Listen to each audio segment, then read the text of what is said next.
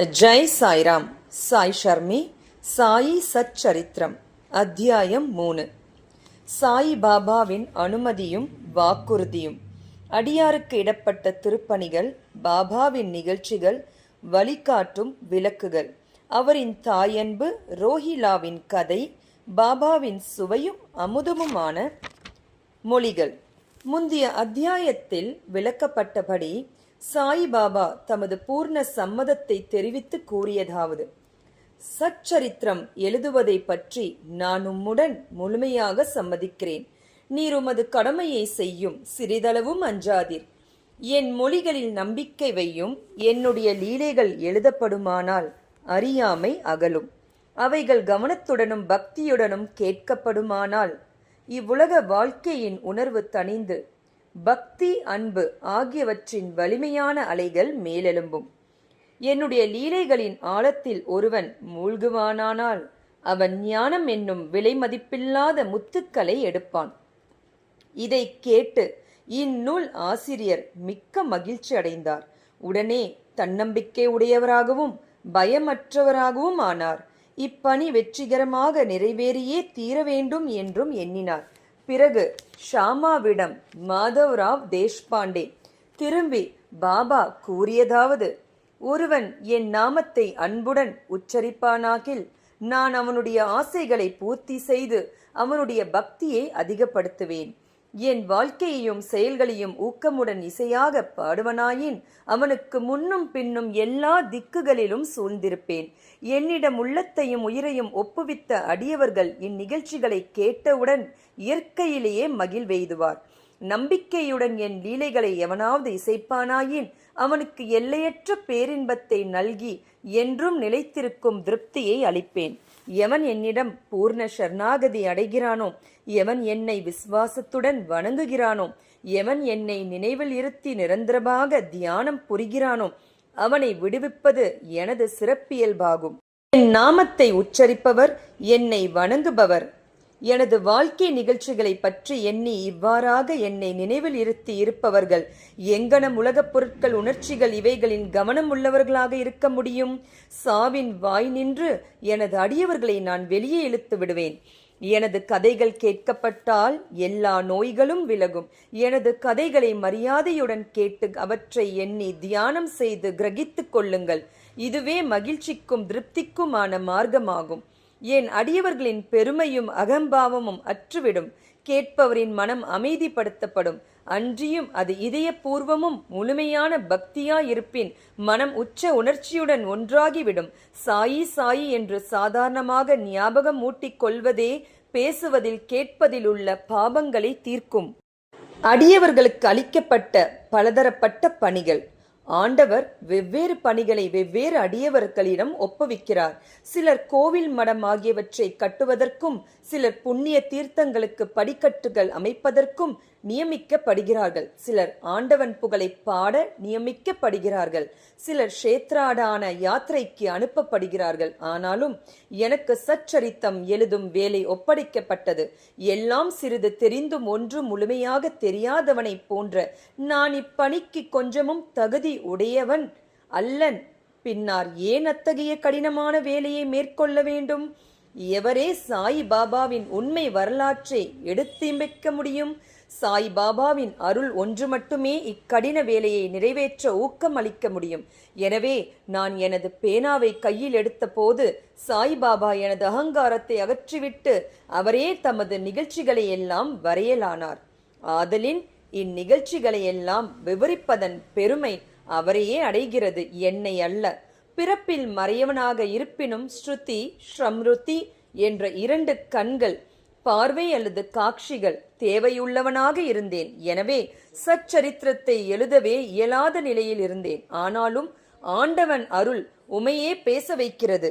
மூடவனை மலையை கடக்க செய்கிறது. அவரின் விருப்பப்படி காரியங்களை செயற்படுத்தும் தந்திரத்தை அவர் ஒருவரே அறிவார். புல்லாங்குழலோ ஹார்மோனியமோ எங்கனம் ஒலி எழுப்புகிறது என்பதை அறியா. இது அவற்றை வாசிப்பவனையே சார்ந்தது. சந்திரகாந்தக்கள் கசிவதும் கடல் பொங்கி எழுவதும் சந்திர உதயம் காரணமாகவே, அவற்றின் தன்மையால் அல்ல. கலங்கரை விளக்கமாக பாபாவின் கதைகள். படகுக்காரர்கள் பாறைகள் அபாயங்கள் ஆகியவற்றிலிருந்து விலகி பத்திரமாக பயணம் செய்வதற்காக கடலின் பல்வேறு இடங்களில் கலங்கரை விளக்கம் கட்டப்படுகிறது. சம்சாரம் என்னும் சாகரத்தில் சாய்பாபாவின் கதைகள் அத்தகைய பயனை நல்குகின்றன. அவைகள் அமிர்தத்துக்கு சுவையூட்டுகின்றன. நமது உலக பாதையை மிருதுவாகவும் கடப்பதற்கு எளியதாகவும் ஆக்குகின்றன. ஞானிகளின் கதைகள் ஆசிர்வதிக்கப்பட்டவைகள். நமது செவிகளில் வழியாக உள்ளத்தினுள் போகும்போது சரீர அபிமானம் அல்லது அகங்காரம், துவைத்த உணர்ச்சி ஆகியவை மறைகின்றன. நம் உள்ளத்தில் அவைகள் தேக்கப்படுமானால் சந்தேகம் பறந்தோடும். சரீரத்தின் பெருமை உணர்ச்சி கீழே இறங்கும். ஏராளமாக விவேகம் சேகரிக்கப்படும். பாபாவின் தூய புகழை விவரிப்பதும் அதையே அன்புடன் கேட்பதும் அடியவரின் பாபங்களை அளிக்கும். கிரேத்தா யுகத்தின் ஆன்மீக பயிற்சியானது சமதமா, உள்ளம் உடல் இவற்றின் தனித்தன்மை. திரேதா யுகத்திற்கு தியாகம், துவாப்பர் யுகத்திற்கு வழிபாடு, கலியுகத்திற்கு இறைவனின் புகழையும் நாமத்தையும் இசையாக பாடுவதாகும். கடைசி பயிற்சியானது 4 வர்ணத்தை சேர்ந்த எல்லோருக்கும் உரியதாகும். மற்றைய பயிற்சிகளான யோகம், தியாகம், தியானம், தாரணை, ஒருமுகப்படுத்துதல் ஆகியவை பழகுவதற்கு மிகவும் கடினமானவை. இறைவனது சாய்பாபா புகழை செவிமடிப்பது மிகவும் எளியதாகும். நாம் நமது கவனத்தை அவைகள் மீது திருப்ப மாத்திரமே வேண்டும். புலனுணர்வு பொருட்கள் மீதுள்ள உறவை நீக்கி அடியவர்களை முடிவில் ஆன்ம உணர்வுக்கு வழிநடத்தி செல்லும். இக்குறிக்கோளையே கருத்திற்கொண்டு சாய் பாபா சச்சரித்தாமிருதா என்னும் அவரது கதைகளை எழுத செய்தார் அல்லது உதவி செய்தார். அடியவர்கள் இப்போது இக்கதைகளை எளிதாக படிக்கவோ கேட்கவோ செய்யலாம். அங்கனம் செய்யும் போது அவரை தியானம் செய்க. சாய் பாபாவின் தாயன்பு. தன் இளங்கன்றை பசு எங்கனம் நேசிக்கிறது என்பதை யாவரும் அறிவார். அதன் மடி எப்போதும் நிறைந்திருக்கிறது. கன்று பால் வேண்டி மடியை முட்டும்போது தடையின்றி பால் பெருக்கெடுக்கின்றது. அங்கனமே தாயாரும் தக்க தருணத்தில் தன் குழந்தையின் பசியறிந்து முளையமுது தந்து ஊற்றுகிறாள். அதற்கு ஆடை அழகுற அணிவிப்பதிலும் சிறப்புற சிங்காரிப்பதிலும் முக்கிய கவனம் செலுத்துகிறாள். குழந்தை எதை பற்றியும் அறிவதும் இல்லை, கவலையுறுவதும் இல்லை. ஆயின் தன் குழந்தை நன்றாக உடை உடுத்தப்பட்டு அலங்கரிக்கப்பட்டிருப்பதை கண்ணூரும் தாயின் மகிழ்ச்சிக்கு ஒரு எல்லை இல்லை. தாயன்பு விசித்திரமானது, அசாதாரணமானது, பற்றில்லாதது, இணையில்லாதது. தமது அடியவர்களிடம் சத்குருவும் இத்தகைய தாயன்பு காண்பிக்கிறார்கள். இத்தகைய அன்பே சாய்பாபா என்னிடம் கொண்டிருந்தது. அதை பற்றிய நிகழ்ச்சி கீழ்வருமாறு. நான் அரசாங்க வேலையிலிருந்து 1916ஆம் ஆண்டில் ஓய்வு பெற்றேன். கௌரவமாக என் குடும்பத்தை நடத்துவதற்கு எனக்கு தீர்மானித்து தரப்பட்ட பென்ஷன் போதவில்லை. குரு பூர்ணிமா அன்று நான் ஷிரடிக்கு சென்றிருந்தேன். அங்கு அண்ணா சீஞ்சனிக்கர் அவராகவே பாபாவிடம் எனக்காக கீழ்வருமாறு வேண்டினார். தயவு செய்து அவரை அன்புடன் நோக்குங்கள். அவர் பெரும் பென்ஷன் அறவே போதாது. அவரது குடும்பமோ வளர்ந்து வருகிறது. அவருக்கு வேறு வேலை எதுவும் கொடுங்கள். அவரது சிந்தா குழந்தனை தீர்த்து அவரை மகிழச் செய்யுங்கள். பாபா பதிலளித்தார். அவர் வேறு ஏதாவது வேலை பெறுவார். ஆயின் இப்போது எனக்கு பணி செய்து மகிழ்ச்சியாய் இருக்க வேண்டும். அவரது உணவு எப்போதும் நிறைந்திருக்கும், ஒருபோதும் காலியாய் இருக்காது.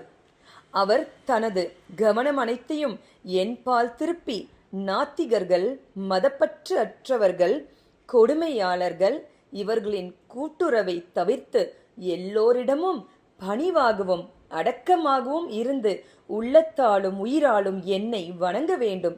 இதை செய்வாராகில் அவர் எல்லையற்ற பேரின்பத்தை அடைவார். எவருடைய வழிபாடு உபதேசிக்கப்பட்டு இருக்கிறதோ அந்த நான் என்பது யார் என்னும் வினாவுக்கு சாயி பாபா என்பது யார் என்னும் குறிப்பில் முன்னமே இந்நூலில் சொல்லப்பட்டிருக்கிறது. ரோஹிலாவின் கதை. எல்லோரையும் அரவணைக்கும் சாயி பாபாவின் அன்பை ரோஹிலாவின் கதை நமக்கு காட்டுகிறது. உயரமாகவும் வாட்டச்சாட்டமாகவும் காளையை போன்ற வலிமையுடைய வனாகமுள்ள ரோஹிலா என்பவன் ஷீரடிக்கு வந்தான். நீண்ட கஃப்னி என்னும் உடை அணிந்திருந்தான்.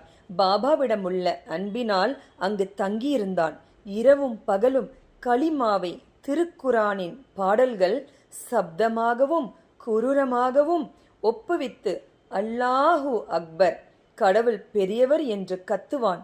ஷீரடியின் பெரும்பாலான மக்கள் பகலெல்லாம் தங்கள் வயலில் வேலை செய்துவிட்டு இரவு வீட்டிற்கு திரும்பும்போது ரோஹிலாவின் குரூர இரைச்சல்களாலும் கத்தல்களாலும் வரவேற்கப்படுவார்கள். அவர்கள் தூங்க முடியாமல் மிகுந்த தொல்லையும் அடைந்தனர். மௌனமாக இத்தொந்தரவை சில நாட்கள் பொறுத்திருந்து அவர்களால் இனிமேல் இத்துயரம் பட முடியாது என்னும் நிலை வந்தவுடன் பாபாவை அணுகி இதை கவனித்து ரோஹிலாவின் தொந்தரவை நிறுத்தும்படி வேண்டிக் கொண்டனர். பாபா அவர்களின் வேண்டுதல்களை கவனிக்கவில்லை, மாறாக அவர்களை கடிந்தார். அவர்களை தங்கள் வேலைகளை கவனிக்கும்படியும் ரோஹிலாவை கவனிக்க வேண்டாம் என்றும் கூறினார். அவர் மேலும் ரோஹிலாவுக்கு மிகவும் கெடுதலான மனைவி ஒருத்தி இருக்கிறாள் என்றும் அவள் உள்ளே வர முயன்று ரோஹிலாவையும் தம்மையும் தொந்தரவு செய்வதையும், ஆனால் ரோஹிலாவின் பிரார்த்தனைகளை கேட்டவுடன் அவள் உள்ளே நுழைய துணியவில்லை என்றும், ஆதலால் அவர்கள் மன அமைதியுடனும் மகிழ்ச்சியுடனும் இருக்கிறார்கள் என்றும் கூறினார். உண்மையில் ரோஹிலாவுக்கு ஒரு மனைவியும் கிடையாது. அவனுக்கு மனைவியாக பாபா குறிப்பிட்டது துர்புத்தி, அதாவது கெட்ட எண்ணங்களாகும். ஏனெனில் வேறெதை காட்டிலும் கடவுளிடம் வேண்டிக் கொள்வதிலும் முறையீட்டு பேரிரைச்சல்கள் செய்வதையும் பாபா விரும்பினார்.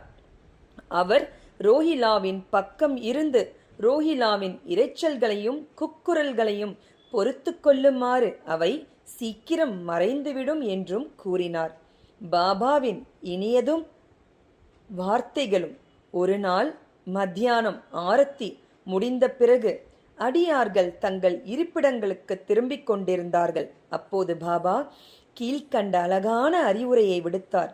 நீங்கள் எங்கு வேண்டுமானாலும் இருங்கள், என்ன வேண்டுமானாலும் செய்யுங்கள், ஆனால் இதை நன்றாக ஞாபகத்தில் வைத்துக் கொள்ளுங்கள்.